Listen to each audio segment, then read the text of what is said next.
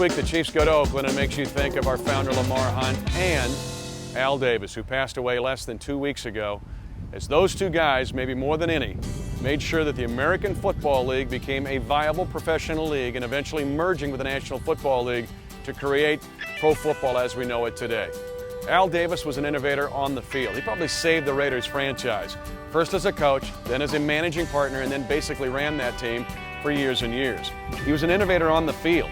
He really emphasized the vertical passing game, one of the first to do that. He also emphasized speed on both offense and on defense, realizing the athleticism of an attacking defensive football team. The same thing can be said, though, for Lamar Hunt, and thinking about Mr. Davis makes me think about Lamar this week as we go to play the Raiders in Oakland.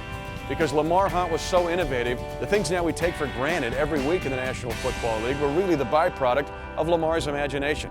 Things like the two-point conversion that he brought into professional football. He put players' names on the back of their jerseys so they could be easily identified and the fans could relate to them better. He also advocated painting the end zones to make professional football more colorful. And he and Al Davis both emphasized the recruiting and scouting of historically African-American colleges, and some of the best players on both the Raiders and Chiefs came from places like Grambling and Prairie View A&M and Morgan State. Lamar also advocated revenue sharing to keep competitive balance, but it's the reason why the National Football League is the most popular of any professional sports.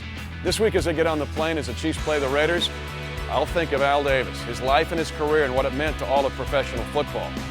But Al's passing also made me remember our founder of this franchise, Lamar Hunt, and what he did with his imagination, creativity, and his resolve to make pro football what it is today.